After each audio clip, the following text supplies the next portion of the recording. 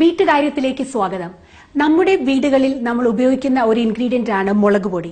ഈ മുളകുപൊടി കനച്ചു പോകാതെ ഏറെ നാൾ ഫ്രഷ് ആയിട്ടിരിക്കാൻ അത് സൂക്ഷിക്കുന്ന പാത്രത്തിൽ ഒരു കഷ്ണം കായം ഇട്ടുവെച്ചാൽ മതി.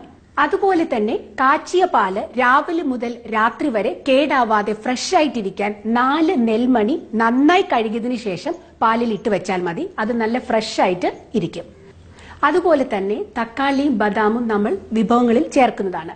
ഇതിന്റെ തൊലി പെട്ടെന്ന് മാറിക്കിട്ടാനായിട്ട് നമ്മൾ 5 മിനിറ്റ് തിളച്ച വെള്ളത്തിൽ ഇട്ടാൽ മതി. തൊലി പെട്ടെന്ന് നമുക്ക് എടുക്കാം. അതുപോലെ തന്നെ പച്ചരി പെട്ടെന്ന് കുതിർന്ന് കിട്ടാനായിട്ട് 1 മണിക്കൂർ ചൂടുവെള്ളത്തിൽ ഇട്ടാൽ മതി.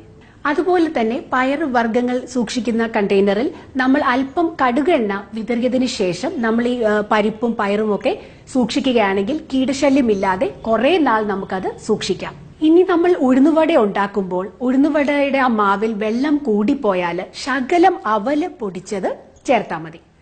ഇനി നമ്മുടെ ദോശമാവ് പെട്ടെന്ന് പൊളിച്ച് കിട്ടണമെങ്കിൽ 1 സ്പൂൺ തൈര് അല്ലെങ്കിൽ 1 സ്പൂൺ ബേക്കിംഗ് പൗഡർ ചേർത്താൽ മതിയാവും. ചേനയും ചേമ്പും അരിയുമ്പോൾ കൈകളിൽ ചൊറിച്ചിലുണ്ടാവുക സ്വാഭാവികമാണ്.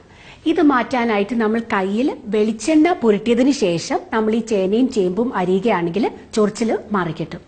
ഇനി നമ്മുടെ വീടുകളിൽ കുട്ടികൾക്കെല്ലാം ഇഷ്ടപ്പെട്ട ഒരു ഡ്രിങ്ക് ആണ് മിൽക്ക് ഷേക്ക്. ഈ മിൽക്ക് ഷേക്കിനായിട്ട് തന്നെ നമ്മൾ കട്ടിയായിട്ടുള്ള പാല് വേണം ഉപയോഗിക്കാൻ.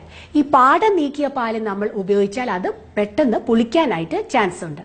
കൂടാതെ തേൻ നമ്മുടെ വീടുകളിൽ നമ്മൾ വാങ്ങി സൂക്ഷിക്കാറുണ്ട്. ഇത് ഏറെ മെഡിസിനൽ വാല്യൂ ഉള്ളതാണ്. അപ്പോൾ അതുകൊണ്ട് തന്നെ ഇത് ഒറിജിനൽ ആണോ എന്നറിയാനായിട്ട് തേൻ നമ്മുടെ ഫ്രിഡ്ജിലെ ഫ്രീസറിൽ വെച്ചതിന് ശേഷം അത് കട്ടിയായിട്ടില്ലെങ്കിൽ അത് ഒറിജിനൽ ആണെന്ന് നമുക്ക് മനസ്സിലാക്കാം. അതുപോലെ തന്നെ ദോശമാവിൽ അല്പം പുളി കൂടിപ്പോയാൽ റവ ചേർത്താൽ മതി. ഇനി തന്നെ നമ്മൾ പഞ്ചസാര സൂക്ഷിക്കുന്ന പാത്രത്തിൽ ഉറുമ്പ് വരുന്നത് സ്വാഭാവികമാണ്.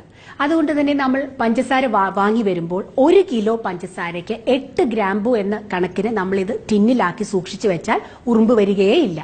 ഇന്നത്തെ ടിപ്സ് ഇവിടെ പൂർണ്ണമാകുന്നു. വീണ്ടും കാണാം അടുത്ത ആഴ്ച പ്രയോജനകരമായ ടിപ്സുമായി വീട്ടുകാര്യത്തിലൂടെ.